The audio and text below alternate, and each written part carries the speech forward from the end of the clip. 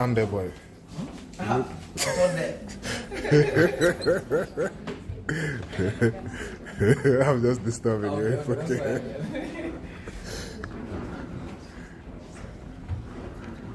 Are we set? Yes, we are set now. Yes, good morning, distinguished guests, ladies and gentlemen. To any other person that take the time to join us here today to witness this important launching.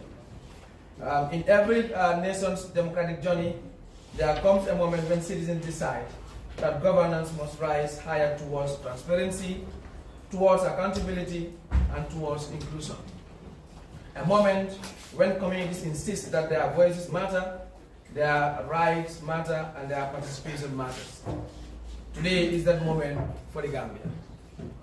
Ladies and gentlemen, we gather here not to only witness the launch of a new organization, but to embrace a new commitment to people-centered governance.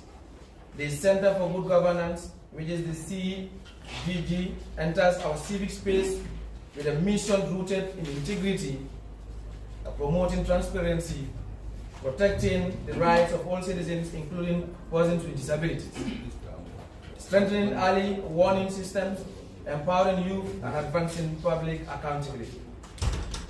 This is more than a launch, it is the beginning of a national responsibility.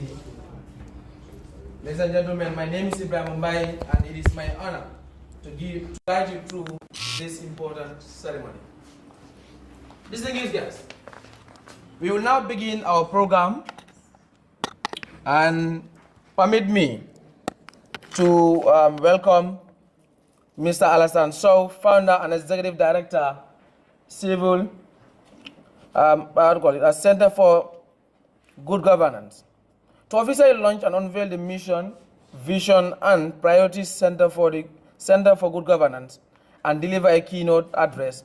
Please join me in welcoming the founder and executive director of Center for Good Governance, Mr. Alassane Sow, to give us his keynote address. Thank you. Yeah, so if you are one of this car, BJL 2098N, you are kindly urged to rush outside and pick it from the end, because the bulldozer is there and I think they are having cleaning the end. So if you are the owner of this vehicle, BJL 2098N, you may kindly get it out from there. So join me once again to welcome Mr. Alassane Sow, founder and executive director of Center for Good Governance, to give us his keynote speech. Thank you.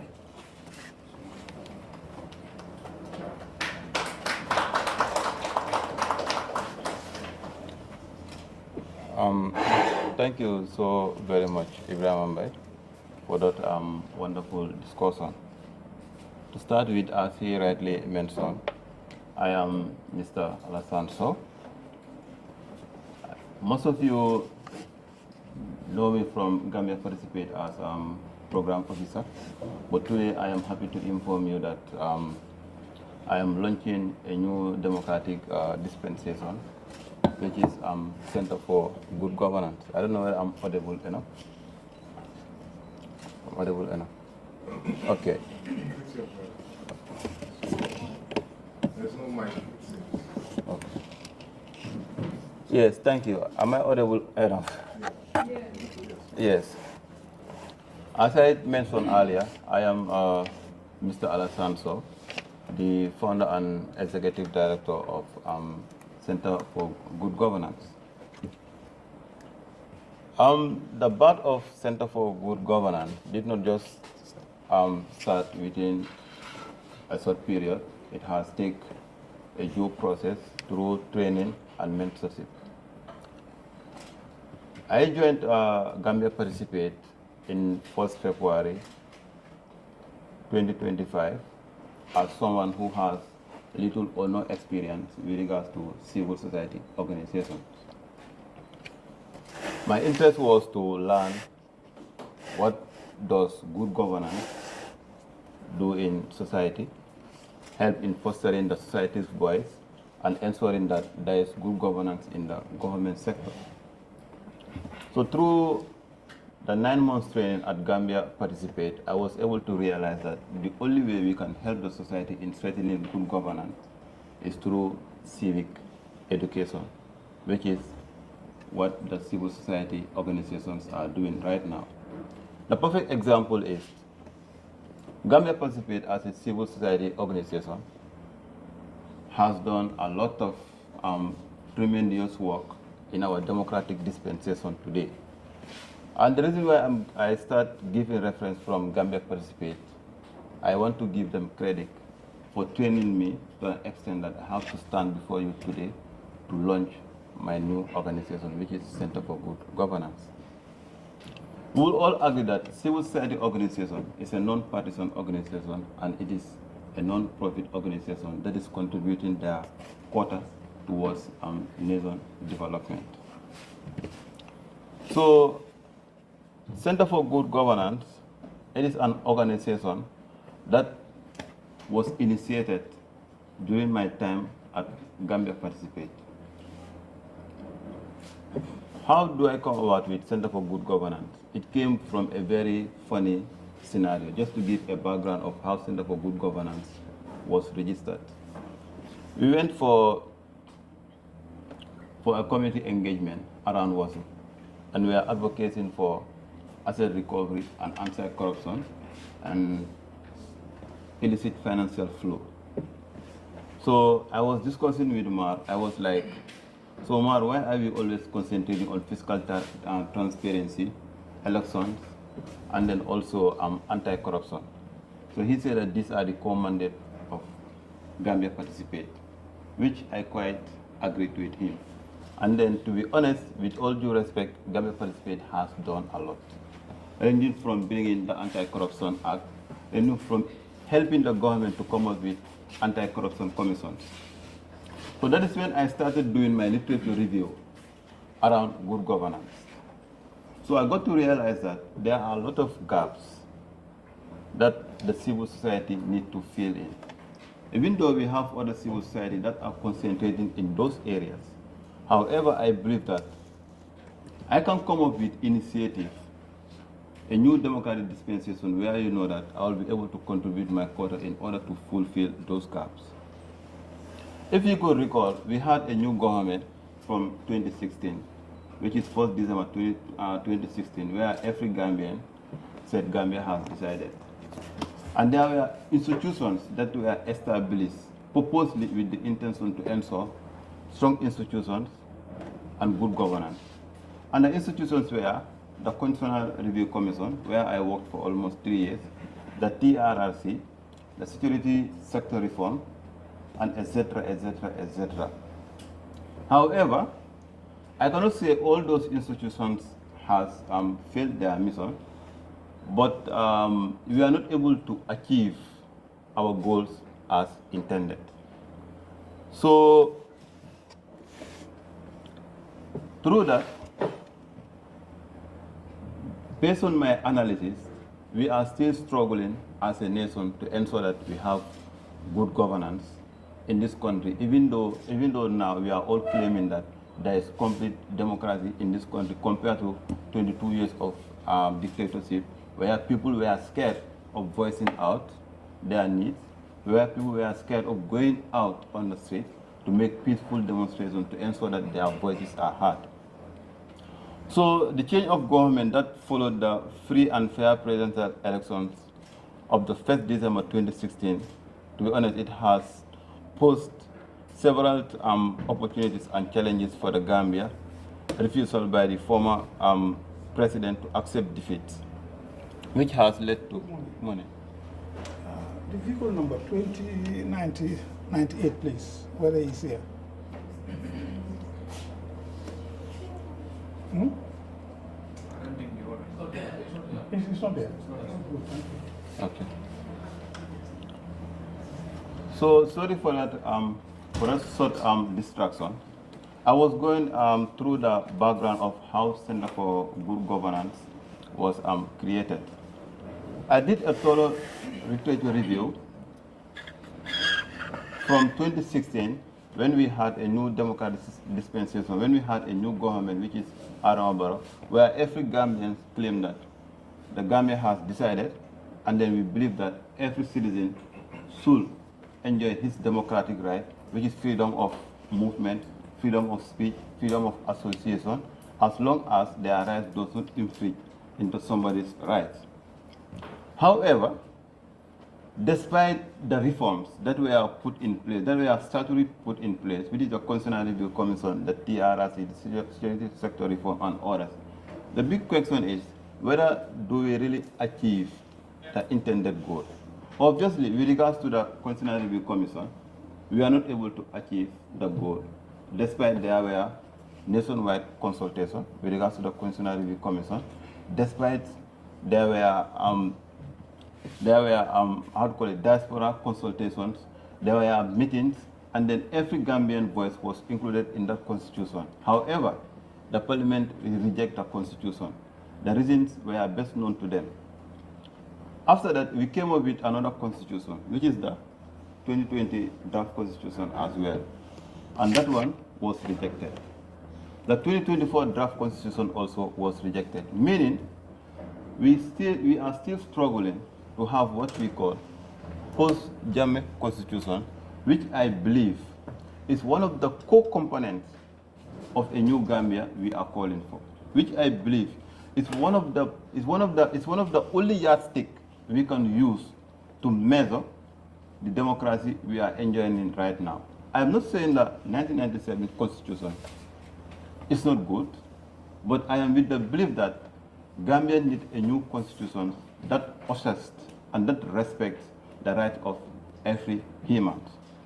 So therefore, the center is a response to emerging governance and tension resulting from prevailing structural violence under the previous regime, as I mentioned earlier, as well as the development challenges and needs of the ordinary people. So there is an apparent need for creating a greater understanding of democratic principle theory and practice in the Gambia that has been living under a dictatorship from 22nd July 1994 to 20th January 2017. So it is apparent that there is some serious lack of understanding about the concept and how to actualize in our good governance processes and public life. So this center seeks to provide a capacity building and training on the process and principle of good democracies through 3 Gs, which is decentralization, democratization, and development.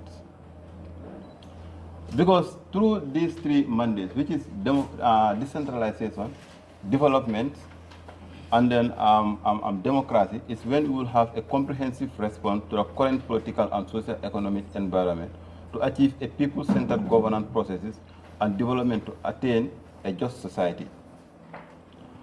So if you could recall, the 1997 Republican Constitution stipulated the establishment of a multi-party democracy as a system of governance based on the rule of law and respect for fundamental human rights. So the former regime instituted a dictatorship characterized by social injustice, bad governance, mismanagement, misappropriations, and plundering of public resources, wealth, gross violations of human rights, rapacious corruptions that rob the ordinary people of their dignity and development.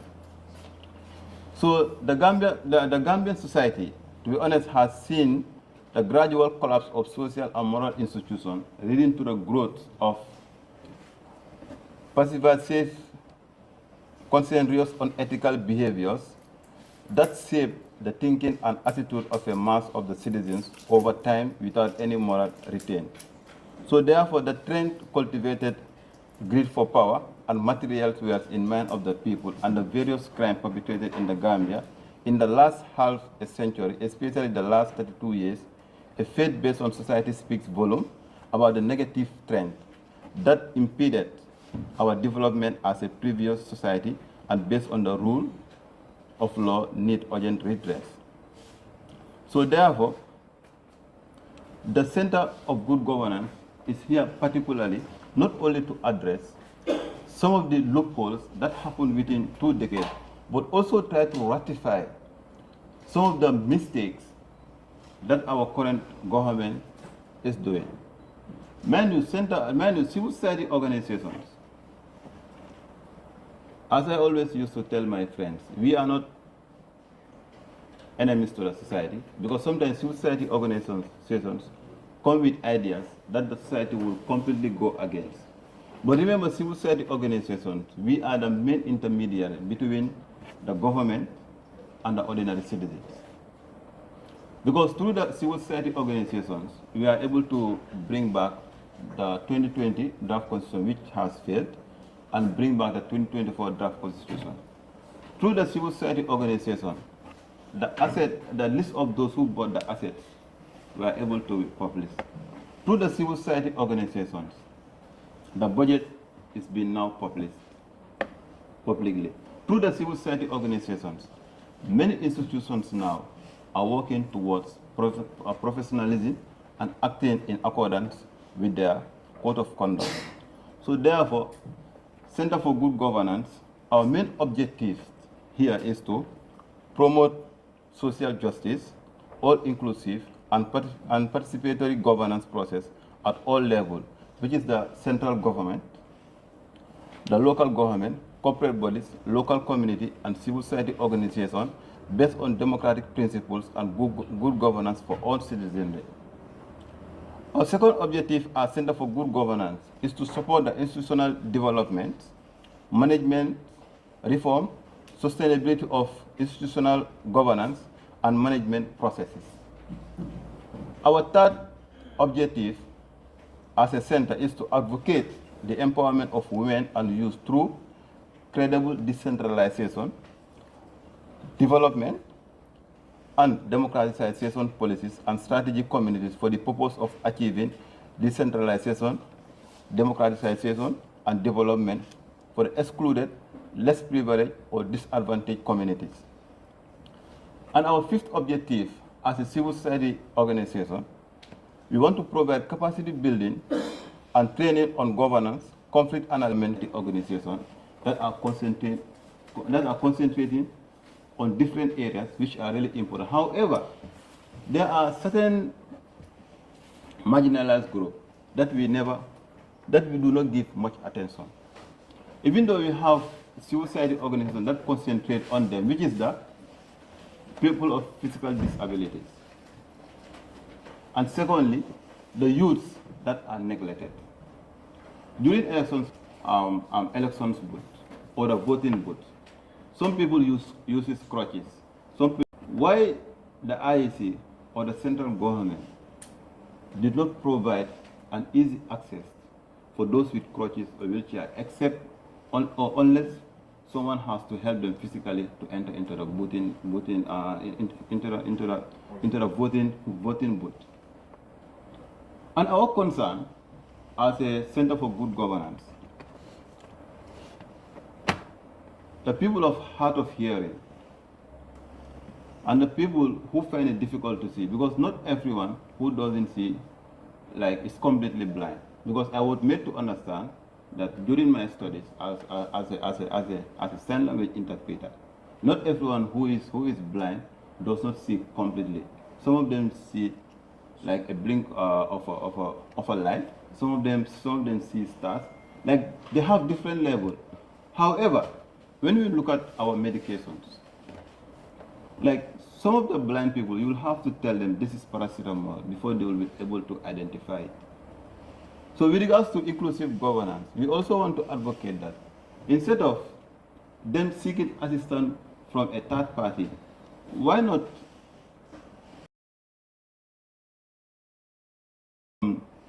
the Medical Dental Council, and so that every medication has a braille on it.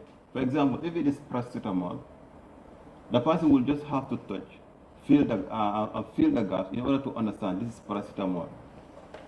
So these are all issues that is really worrying the society. Because where the place I studied sign language interpretations, most of the issues they raise is that, for example, this launching today, assuming that we are having a person who is a hard of hearing, it will be very difficult for him to understand what is going on in this hall. Why? Because there is no sign language interpreter. Are we calling for inclusive governance? Obviously, we are not calling for inclusive governance.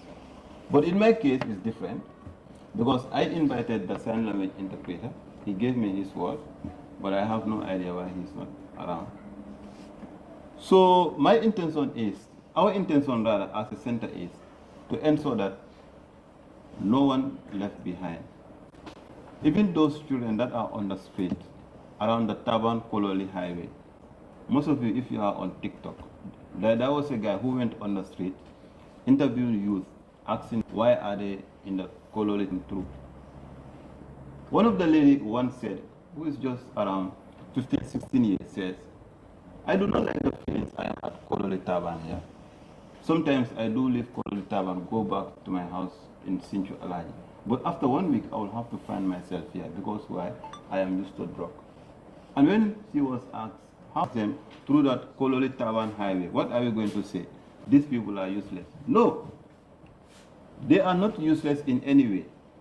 Just that the government has not taken the initiative. The society also has not taken the initiative to ensure that these people are properly rehabilitated, trained, and shown the way. So the Center of Good Governance, this is some of our core mandates, the areas you would like to concentrate. You understand today is the launching. We have not done much. We are still doing research to see whether we will be able to explore other areas. So because of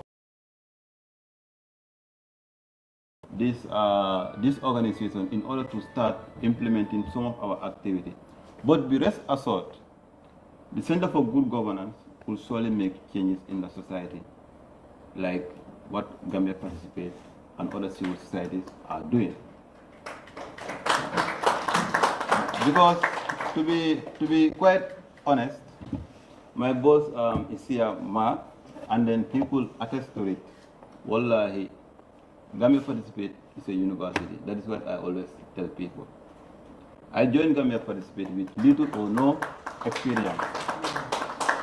And then I used to tell him that when I came to the interview hall, one of the questions he asked me was, Alasan, have you ever implemented any project? And I told him, no, I have never implemented any project. So he said to me, okay, that is fine. After the interview process, I left. I was not hopeful I would be given the chance because I was having the interest to learn what civil society was all about. After a couple of weeks, I was sent an email and I was told that I was appointed to serve as program assistant. Imagine, within a period of 10 months, Mar was able to reshape me, teach me, and inculcate knowledge in me until today. I have to stand before you to launch a Center for Good Governance, a new democratic dispensation. So, all due and credit is not on me or my team, but it's for Marinyang and Gambia Participate for training me for a period of 10 good months and then allowing me to stand on my own, inshallah. Thank you so much, Ma, for this wonderful, and then may Allah subhanahu wa ta'ala continue to bless you and Gambia Participate. Thank you.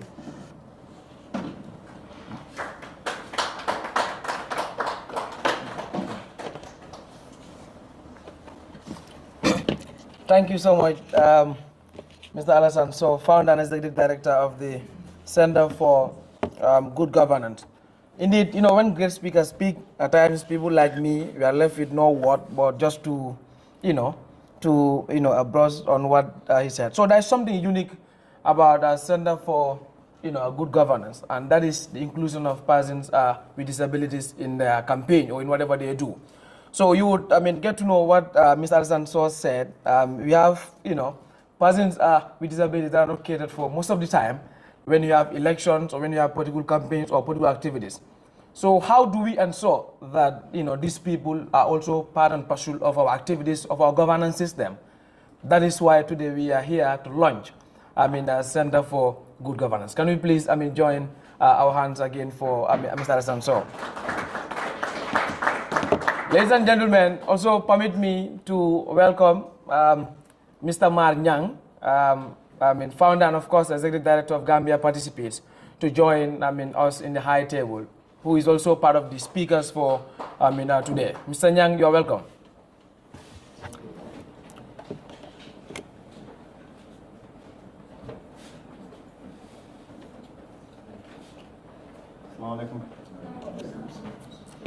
So Mar is just joining us, but soon he will also come to the podium and of course say a few things with us on the presentation topic that he is supposed to do. So Mr. Mar Nyang is the founder and executive director of Gambia Participates. So he will be talking to us about accountability, public finance transparency, and citizen oversight in transparency, and of course how does it strengthen democratic governance. So join me to welcome Mr. Mar Nyang on the podium to of course say how citizen oversight can strengthen accountability in governance. So Mr. Nyang, you're welcome.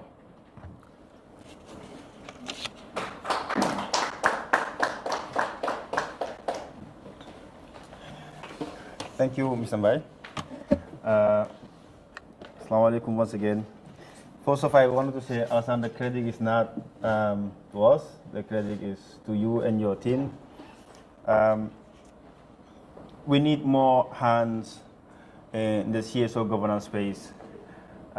It was not also an easy one for him because we also have to be very, very tough on him. I remember also calling him, before I actually get into my topic, I'll just give you a quick story about Gambia Participates Alassane. When he came, barely a month or two, GP, we have to call him in the office because he had less experience in the field. So we have to toughen up on him. And I remember him being panicked and then saying, my integrity cannot be questioned here and there. And I told him, Alassane,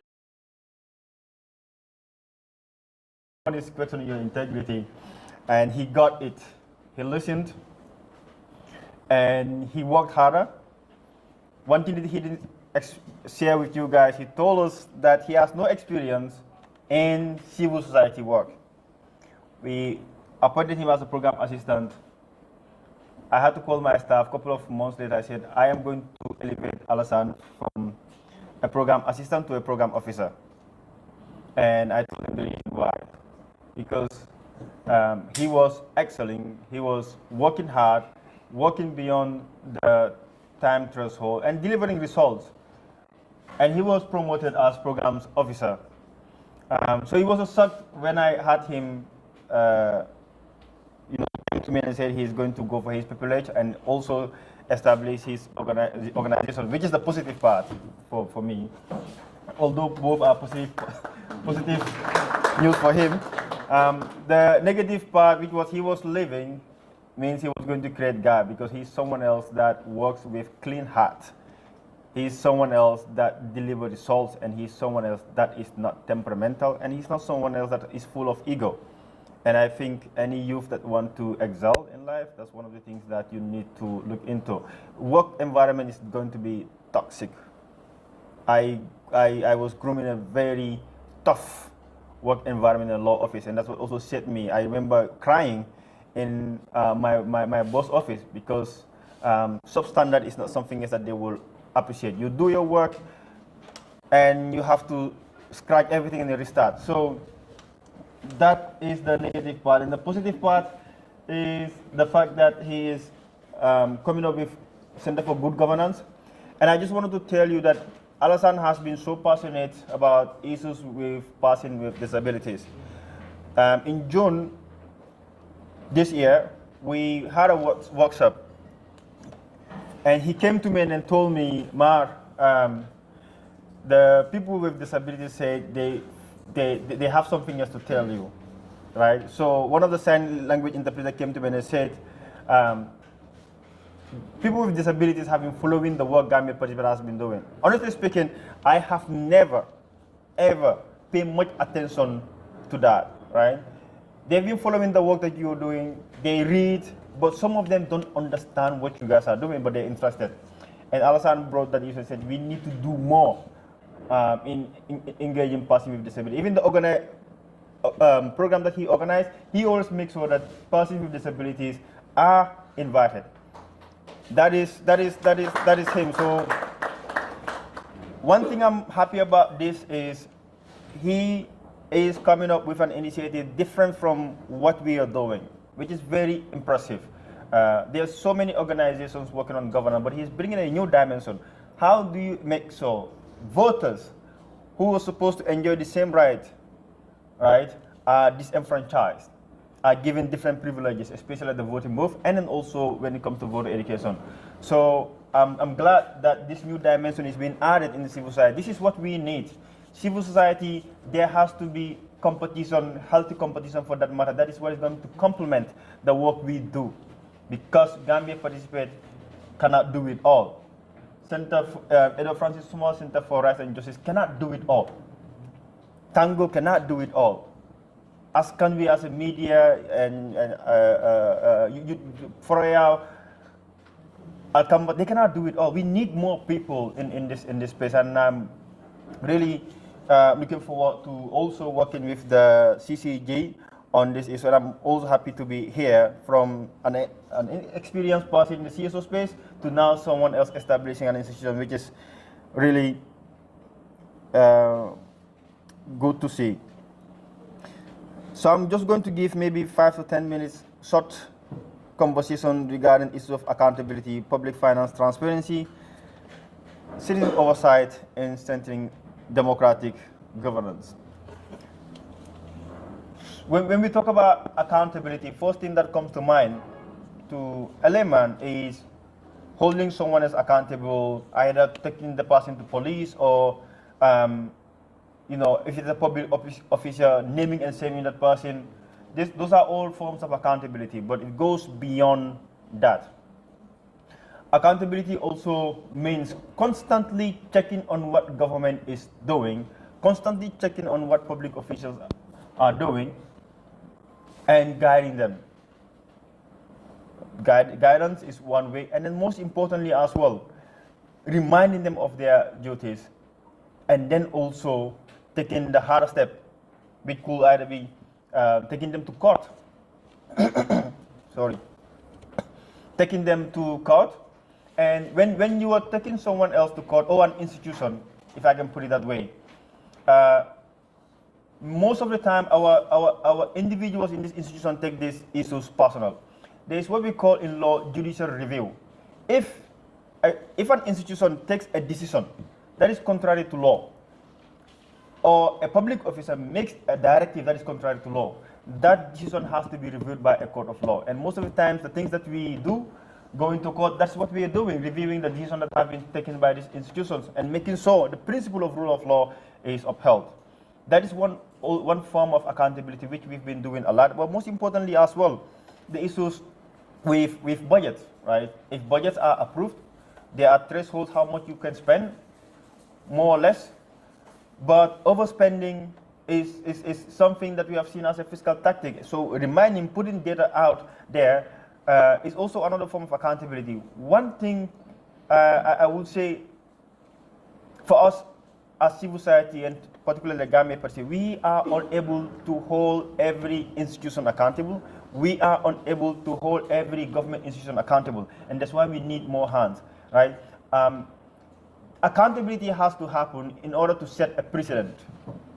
That is what we are more interested in. Once that precedent is established, the next institution or individual, before they take a decision, they will know that this is going to be the consequence of their action. So they will likely to do what is right than what is wrong. On public finance transparency, and maybe before I get into that, we talk a little bit of public maladministration, public administrative injustice, and public graft. It has been normalized. It has been, I wouldn't say it has been normalized, but I feel stories to an extent that their minds are literally normalizing the issue. because it happens and no accountability follows. If you hear Madi Jabari talks about the corruption that is happening here, Yusuf Kello yesterday posted something about something else about the central government, like central bank staff who was caught with over 50,000 US dollars and $200,000, but they still live in the same and live and work in the same system. So they're creating an environment to enable those that are into corruption to be encouraged to do more because there is no accountability. That is the most important thing about accountability. When we're pushing government to say take accountability, it's actually to their own benefits. Because you're saving yourself the same, you're saving yourself from bad political optics, you're also saving the money that you are putting in place for your political advancement, because if you get into development projects that are benefiting the public, it's also a political progression and achievement for you. So accountability cannot be negotiated, especially when it comes to government. Even us individuals, our accountabilities cannot be negotiated. When people do us bad, we take accountability steps. Today, if I walk into this room and I slap anybody else, obviously you're going to retaliate. That's the accountability. And also, life and religion has taught us that there's accountability at the end of the day when we all transition to the real life. So these are issues that we cannot really just brush through the carpet and then move on. The second point, which is the public finance transparency, and I just hope Center for this is going on in this country. I can name you dozens that are happening, from the audit reports, from the government's own investigations, from parliamentary inquiries, from cannot do it all, and as a result, we now distribute the small support that we have to other organizations and individuals to complement the work that we are doing. So public finance is the oxygen that the country breathes in. If that oxygen is toxic, the country will catch cold. If that oxygen is dirty, the country will likely be on a sick bed in the hospital. Because every single thing that you are seeing in this country is funded by the budget. Because then you will use this money, part of it, and pay it as a tax. That tax will actually go into development. If you go out and then complain of slow national development progress, and today we're talking about cement, and yesterday I wrote about it. These are all monetary and fiscal policies that affects this country. Fiscal policies do have impact on us, and trade policies as well. Today, the things that I wrote yesterday, right? When we say cement is not available, all that we're looking at is the retailers and the suppliers, but it goes far beyond that. Just imagine how many neighbors do you have that are masons and what we call laborers.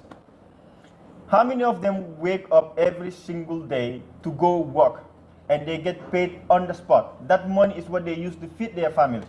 But they can only feed their family if the cement is available. If the cement is not available, means they are not going to go to work. I've known and seen a lot of laborers and masons that are not working because there's no cement. Why? Because of a government policy. A government policy that's supposed to reduce unemployment is basically increasing unemployment and also increasing poverty. So this is why we need to scrutinize public policies. We need to scrutinize especially fiscal policies. They affect lives. It goes way beyond the 3 companies that we know. It goes way beyond the 300 suppliers that we know. And let's also not forget there were about 3,000 people that were engaged in this supplying chain of cement. But not only the masons, but also the retailers that have shops and they also hire staff. Most of them have furloughed their staff. Furloughed meaning they have put their staff out of work temporarily without payment. Where are they going to get that money to survive? These are all policies that are affecting our people. So we need to be looking at these policies. We need to talk about them, and then we need to put pressure to ensure these policies. Maybe they have what we call unintended results. Like I said, government do have certain policies right, they also do have certain policies wrong.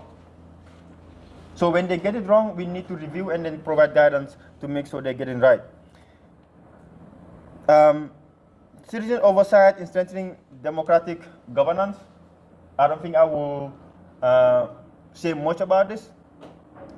The beauty is there is now increased citizen understanding of issues of governance. There's increased citizen interest in government accountability, thanks to the democracy that every single one in this hall and in this country have fought for. I sit on social media and then see people using VAR. That's also another form of accountability. They're putting oversight on the government. When a public officer says certain things, they bring in other policies or previous statements that have been made to hold the person accountable for consistency's sake. So technology is also contributing a lot. I used to say the Gen Zs and the young ones are social media and TikTok, generation, but I've seen the advantage in that. Before we go to communities and bring everyone to come and sit, Gen Zs and young people don't have the time anymore. They cannot sit into communities for 2 hours listening to our TED Talk. So you put a summary of it in a friendly manner, they use it.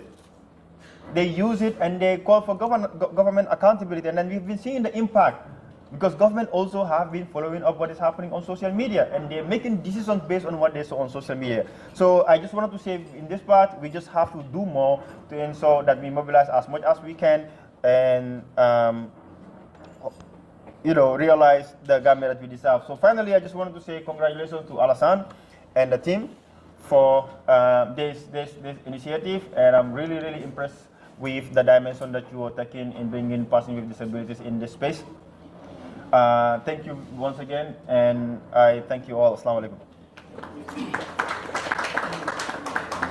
Thank you so much, Mr. Mar. And of course, when an expert speaks about something that he usually, do every day, some people like me who are not deep into that would have less to say. But, I've been one of the beneficiaries for the Gambia Participates, 5 investigative journalists that were selected for the investigative grant on, illicit financial flows and asset recovery.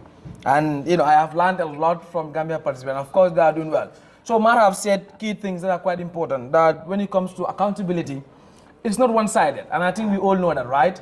And that is why the civil society with journalists and whosoever, we collaborate to ensure that, what they are advocating for, what they are trying to press the government or institution for is achieved. Just yesterday, I received, a PDF file from Mar, and that was key. And it's something that we are not talking about the cement crisis and the way out. Usually we are concerned about what is happening, why is cement not coming to the country whatsoever. But what are some of the possible things do we provide to ensure that, the cement crisis is settled?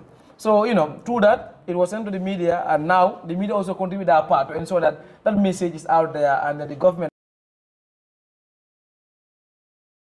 a collaborative effort, and I'm sure that the media would stand by civil society organizations to ensure that we achieve our goal as, our response. Because accountability is key in media fraternity. Section 207 makes it very clear that we have a right to hold the government accountable to the people of the Gambia, right? So, and then at the same time, that also have to do with the, with civil society. They are also every time holding the government accountable. So our work is related, and we can only achieve good if we, join hands together.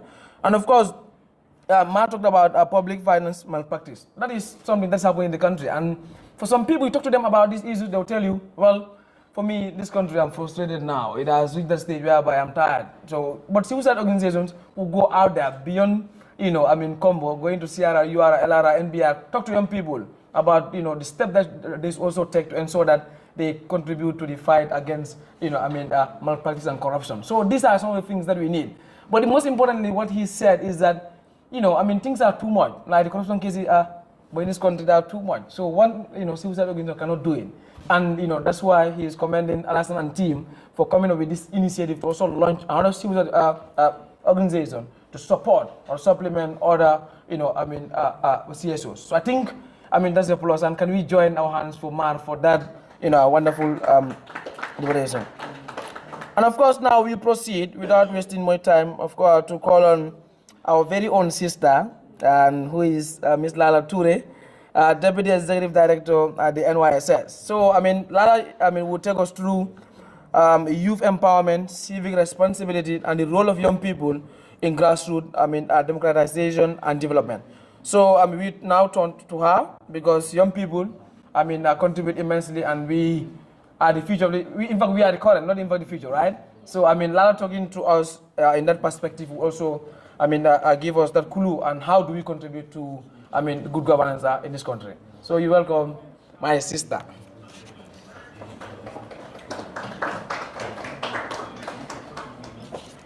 Thank you very much, Ibrahima. Good morning.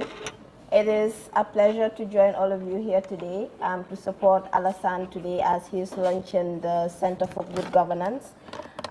It's always a pleasure to see young people like Alassane contribute their part to national development. We know that there are many ways through which young people can contribute. There are many ways through which young people can add their voice. There are many ways through which young people can work towards consolidating the democracy that we've been actively working to build over the years. And when I look around the room, I see a lot of faces that I have known in this space, a lot of faces that I've worked with across many youth organizations, across different communities around the country. So it's very easy to engage and talk about youth empowerment, to talk about our responsibility as young people, but also to talk about the need to strengthen accountability and transparency as a way of consolidating our democracy that is gradually growing. We cannot achieve any of these things that we are talking about. We cannot achieve institutional reforms. We cannot achieve building stronger institutions and upholding the principles of democracy or its values without including a fundamental section of our population. Statistics and data show us that over 70% of our population is made up of people that are 35 and below. So common sense has it that any country that is building, any country that is moving towards development would include this section of the population, because if you don't, you're simply not going to realize any realistic development, right? So when we're talking about consolidating our democracy, when we're talking about building reforms, institutional reforms, security sector reforms, when we're talking about really strengthening the outcomes of our transitional justice processes, we need to ensure we also include the voices of young people. We need young people to be actively engaged in civil society. We need young people to be actively engaged in the public sector. We need young people to be the voices that are asking for change, that are in the forefront, that are raising their voice, and that are demanding for a seat on the table. When we talk about the empowerment of young people, it's fundamental. We need to ensure that we are talking about the opportunities, exploring opportunities for socioeconomic development. And this comes in different forms. This comes in different ways. We have initiatives and programs that we should demand or that we should advocate for, through which young people are able to do these simple things: ask for answers, take part in policy design, influence policy decisions, influence programs that are implemented to bring change to our lives and livelihoods across the country, right? And some of us will have the chance to get into public service. And when those opportunities present themselves, please take them. Because as young people, we do great work within civil society, but some of the change that we would like to see, we have to be a part of the process that brings about that change. So we need to sit in the forums, or we need to sit in the rooms, or we need to take up the positions through which we're able to influence those changes to happen. And sometimes that means actually taking up roles where you're able to influence that from the inside. And some of us will have to remain in civil society. We will have to demand for change. We will have to add our voices. And for young people like Alassane, that means taking the bold step of creating organizations or forming organizations through which we're able to support other young people and through which we're able to, really contribute to the values of fundamental, progressive, open, and strong democracies that we all yearn to have in our country.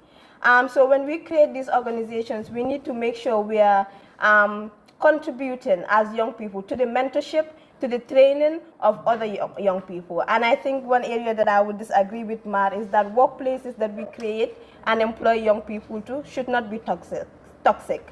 There should be enabling environments where we're able to mentor young people, where we're able to guide them, where we're able to provide them with the guidance that is needed for them to also become active agents of change.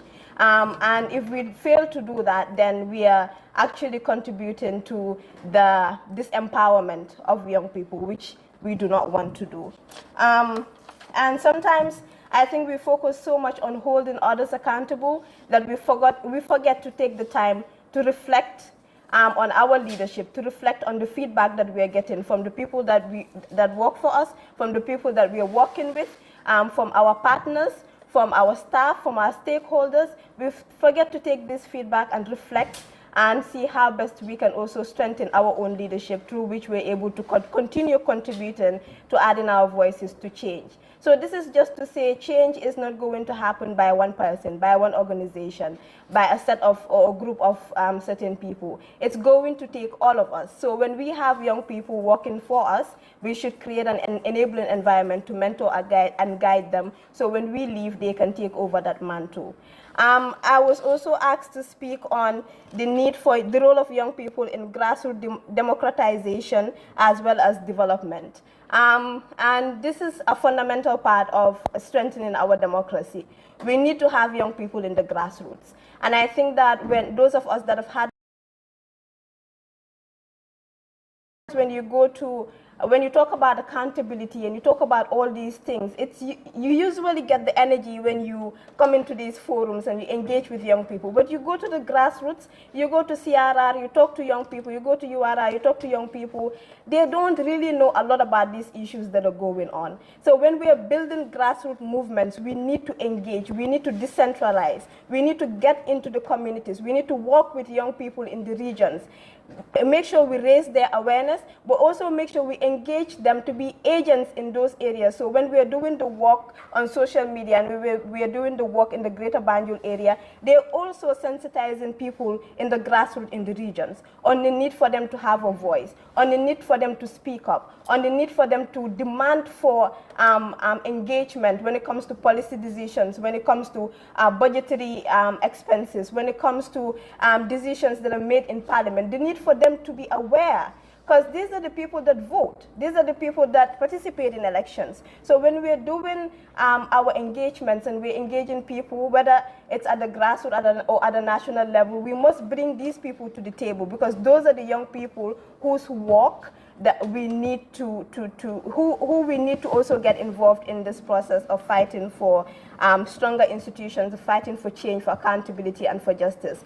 So I'm just going to leave this podium with saying change is not going to happen with one person. It's not going to happen with one voice. It needs all of us to take collective responsibility. It needs all of us to work together. It needs us to provide good guidance to the other young people that will take over from us when we leave.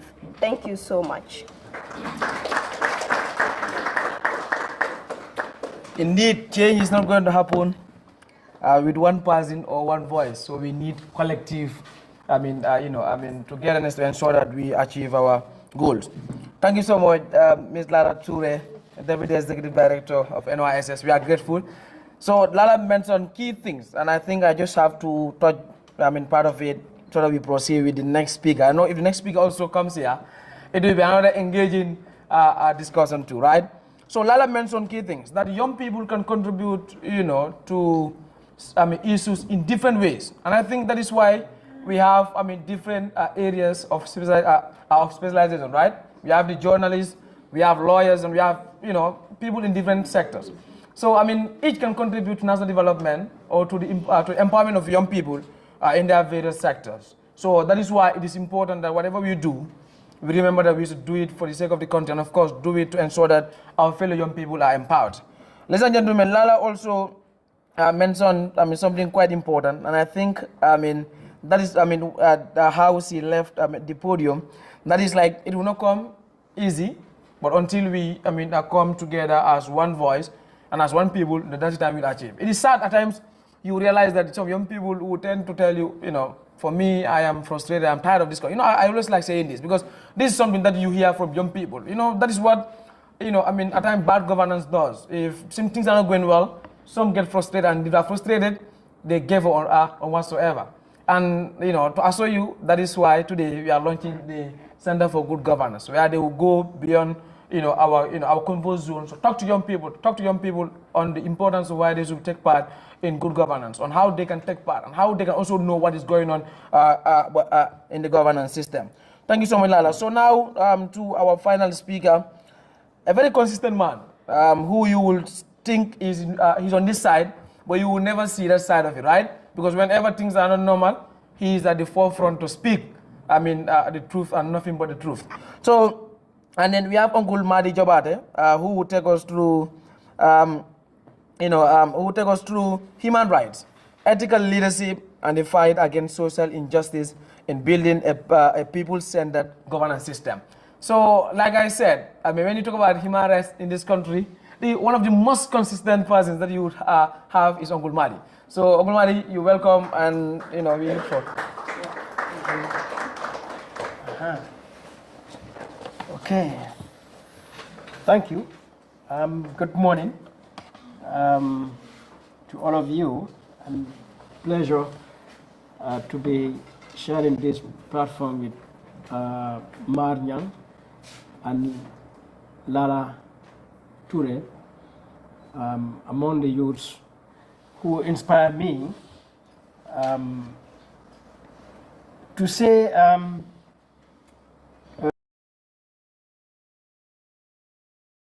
inspiring story, but bigger congratulations to Mar and commendations. I think one of the great thinkers, can't remember the name, said leaders are people who build leaders. Leaders build leaders. So one of the things I look into leaders is to see whether they are building other leaders, because that's where progress is, that's where sustainability is, that's where change is. And Mar has built a leader, and in the history of the world, I've never seen somebody build someone in 10 months to be able to create an institution. So that is amazing achievement by Gambia Participate and Mar, and we are seeing the product. And I'm elated, really. When I look at the room, I'm like, I'm the odd man here, But I'm so elated because I've been in this space for so long. We've had organizations, we still have on agriculture, on education, on healthcare. The civil society organizations have built schools, have built hospitals. They've run awareness campaigns for HIV/AIDS, malaria, and youth work, persons with disabilities. We have organizations on that. So in my space, in my experience in this space, we are now seeing in the recent past to now a certain type of organizations emerging, and that's where my happiness is. Like Gambia Participate. So they're not saying youth or women or agriculture or education. They're going to another level, that at the end of the day, looking at the policy, institutional governance environment, issues of accountability, transparency, because what I have learned after having all of those organizations over the years, how much campaign we've done for women's empowerment? You go to the parliament, only 3 elected women. You go to cabinet, only 3 ministers.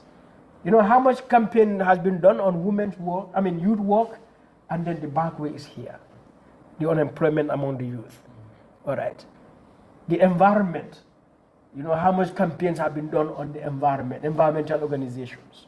And then you look at how the environment is ravaged. Now, the missing link in all of this ever since has always been, we are not focusing on the policy issues, policy, institutional environment. Because at the end of the day, somebody takes a decision to degazette a forest park. somebody has to take a decision on the budget and implement it, as Mar was saying. So if those policy makers, those policy institutions, those decision processes are left untouched, then we can invest everything on education, on health, and people will be dying from preventable diseases. So that's the significance of organizations like Gambia Participate. And now, Center for Governance, Good Governance. And that is what propelled me to create the Edward Francis Small Center for Rights and Justice. That we care about the farmers and the teachers and the communities as everyone, the youth and the persons with disabilities. But if we ignore the policy, the institutions, no, because we cannot replace government. And we pay tax to government, they take loan in our name, all right, and grants so that they serve our communities. Civil society doesn't have to build a school or a hospital. That's not our job. Our job is to say, Minister of Health, check whether they are using our money properly. That Minister of Works, we are building quality roads. That NAWEC is providing quality electricity. And that accountability, as Mark talked about. So I'm so happy we have Gambia Participate, we have Center for Good Governance, and then even in the media aspect, we are having investigative journalists. You can have a journalist come here and report, yes, today the CGG was launched and there Mari said this and then Mar said this, he said. No. But when we have investigative journalists, like, Askanwi here with Flex, and, the Malagans, the Republic and so on, go behind to bring out the issues. So, me, these things excite me and I don't want to be talking, can talk, and I even prepared a speech. I've not touched my speech yet. But just to show my excitement, and I made a speech because I'm not used to making speeches, writing speeches too, but I thought this is such a formal organization and I'm so excited. Let me gather my thoughts well, but I've just started to go without reading my speech. So let me read my speech. Ibrahim, I can assure you it's not going to be long, like how I write on Facebook. All right. Yes. So to say therefore, first of all, it is an honor and of course a profound privilege. If you're not used to reading speeches, you have a problem.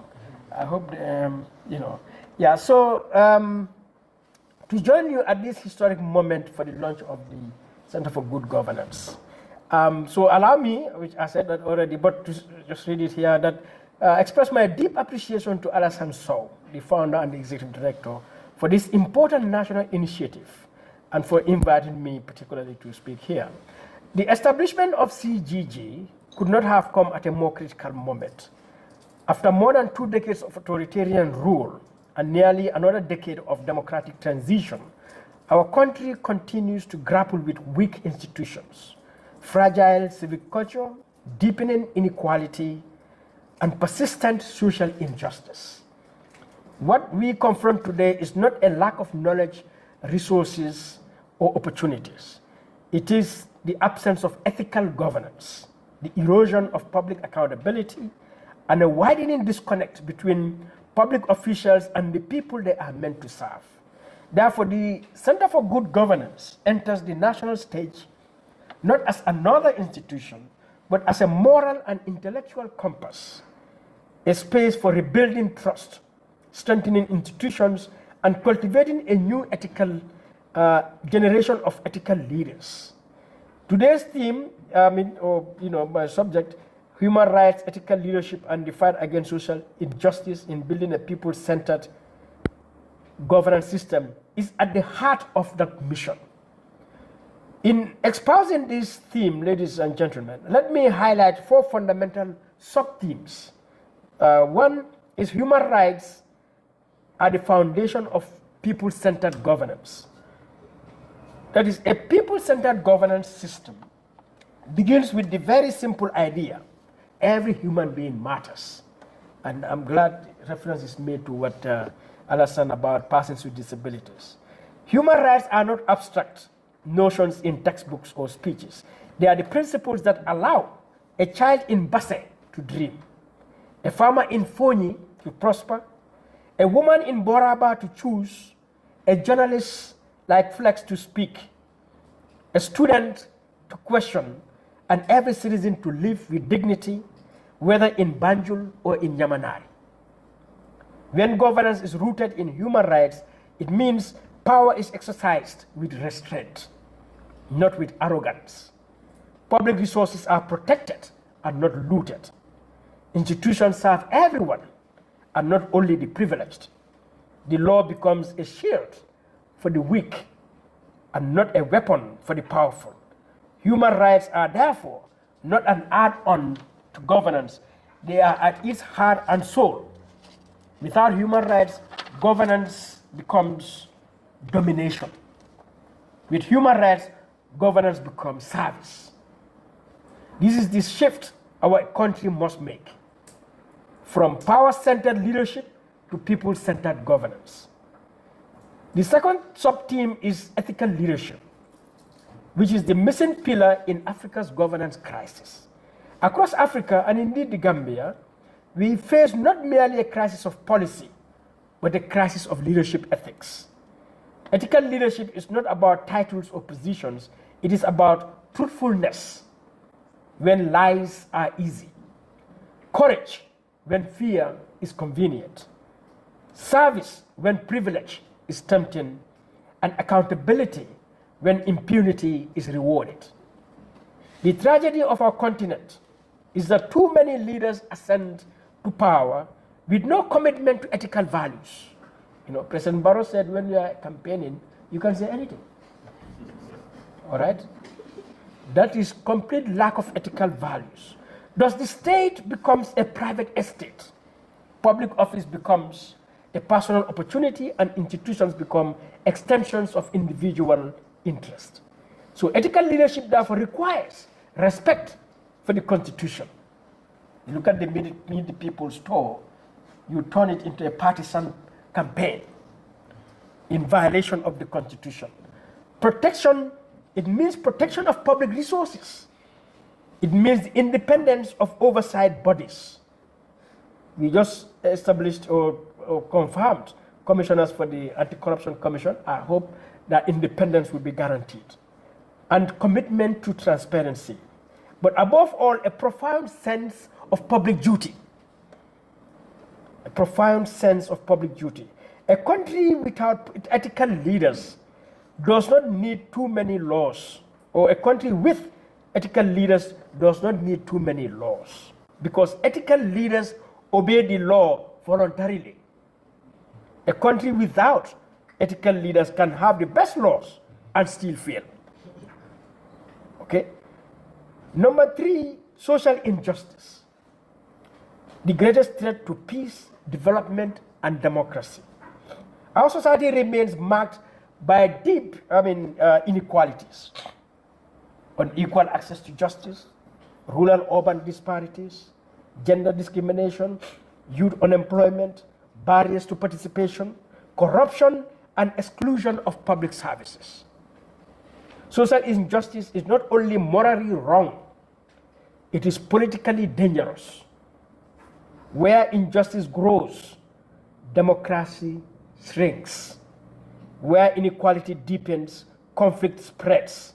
And where institutions serve a select few, the nation suffers. To fight social injustice, therefore, we must ensure ethical distribution of national resources, to guarantee equal access to public services, such as healthcare, education, and justice, protect vulnerable populations through laws and policies, empower women, youth, and persons with disabilities, and strengthen oversight institutions and decentralize power. Justice is not a favor given by leaders. Rather, justice is a birthright owed to every citizen of the country. The fourth sub-theme is about building a people-centered governance system. And there are some imperatives. You know, I'm sort of laying down a roadmap for, I know Center for Good Governance would have a strategic plan and, and all of that. But to achieve the vision championed by Center for Good Governance, because I took my time to really reflect on, an organization like this when I first got to know about it. We must commit to certain imperatives. And one is institutional strengthening and reform. As I was saying, from 1965 to date, all the resources civil society have brought in this country to support, Action Aid, for example, CCF, now CF, CRS, the investments they've done in our communities. By now, Gambia would have been wealthy, billions of dollars. But where are we? That's why the focus on policy and institutional framework is critical. So institutions and not individuals must drive governance. Our ministries, our departments, our agencies must be the agents of development. We need strong systems and not strong men and women. 2, transparency and accountability. Every dollar spent must be accounted for. Every public official must be answerable to the law and the people. This is imperative if you're going to create a people-centered governance system. 3, citizen participation and civic engagement. A democracy is only as strong as its citizens. And in his talk, Alassane talked about going in the communities. All right. We must empower our communities, both urban and rural alike, to participate meaningfully in decision making. And decentralization and local governance must be renewed. We cannot develop this country by ignoring decentralization and local governance. Real development is local. Real development is local. If people are not empowered where they live, national development will remain a myth. It cannot be achieved.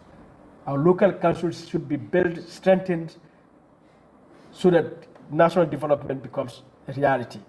And then inclusive development and social justice means no country can progress when majority of its people are excluded or poor. Justice, equity, inclusion must guide development planning. These pillars reflect the core principles of the Center for Good Governance, democratization, decentralization, and development as stated in your founding documents, as I have reviewed them. What then should be the role of the Center for Good Governance? I believe CGG arrives at a time when our country desperately needs credible, independent, and principled institutions to lead research, training, public engagement, and policy influence. For that matter, the center can serve as a knowledge hub for governance research, conflict analysis, civic education, and policy reform. 2, it can also serve as a leadership incubator for ethical, values-driven young leaders, public servants, and community actors. I think Gambia Participate just demonstrated that it is a leadership incubator because it has put Alassane, incubated him, and now we have him. But CGG also can be a platform for citizen engagement, where community, civil society, and local authorities co-create solutions. It can be a national watchdog to promote transparency, monitor public institutions, and advocate for reforms, but also as a catalyst for sustainable development, ensuring that policies are people-centered and justice-driven. If CGG succeeds, the Gambia succeeds. So my call to action, therefore, is anchored on this mantra, rebuilding the republic on values. I think one of the challenges, probably not one of the main challenge the Gambia faces since independence to today is the erosion, the disregard of values, cultural values, religious values, legal values, professional values. So ladies and gentlemen, as we inaugurate this center today, let us take a collective pledge to uphold the truth over deception, to choose service over selfish interests, to defend justice over privilege, to protect the weak over empowering the corrupt, to build institutions over personalities, and to choose the nation over political loyalties. It has got to a point, Gambia, there is no more truth. There is NPP truth, UDP truth, Mandinka truth, Jola truth, Muslim truth, Christian truth, Mali truth, Marnyan truth. And truth is dead in this country. Everything you look at it from your section eyes. let us choose the nation over political loyalties, tribal loyalties, and all sorts of loyalties.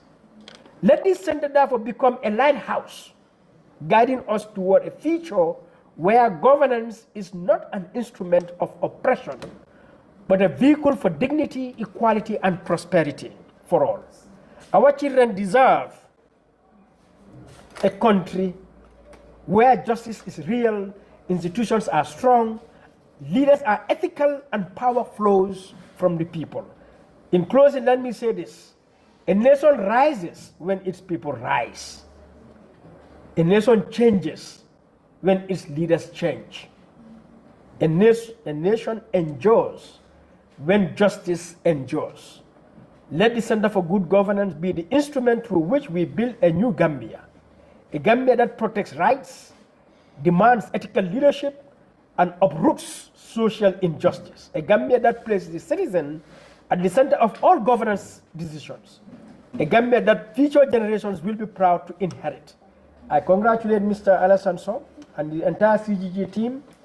And on this bold and visionary step, you are not just launching an institution, Alassane. You are planting the seeds of a better republic. Long live the Gambia. Long live CGG. Thank you very much. Yes. Thank you so much, Uncle Madi. You know, I said it here. Uncle Madi can speak for 2 hours and we all listen. Because if we start talking about things that are not going right in this country, we will not, definitely, live here. So Uncle Madi, mentioned key important things, from good governance to leadership, that is ethical leadership, not leadership alone, but ethical leadership, and of course to the need for, decentralization. So he said, we must inject the value of rebuilding the republic through values. What are those values? Ethical values, you understand?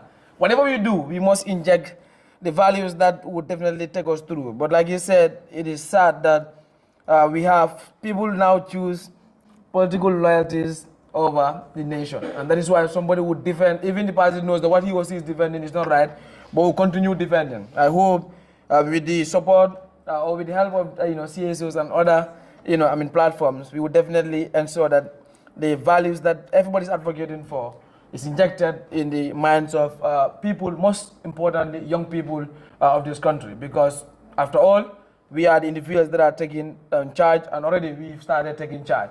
Alassane Sia, Marisia, and others. So Uncle Madi also mentioned that I think he's the only old person here, but we are not also surprised because Uncle Madi is always with the young people whenever the need arises. So we appreciate your coming, and we definitely wish you could continue talking to us about good governance, because it is something that we are struggling with, and I hope that someday this will be an issue of the past.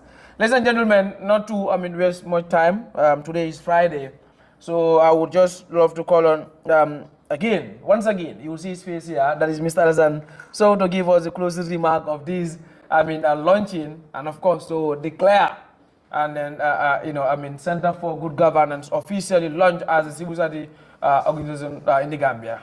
Mr. Sow, welcome.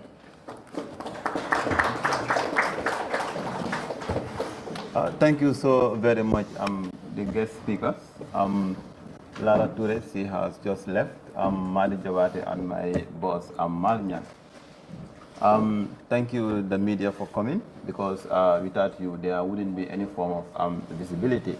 And then, as Minister Jawa once said, any day there is no journalist, obviously there is no life, because people need to have access to information, as the Access to Information Act lamented.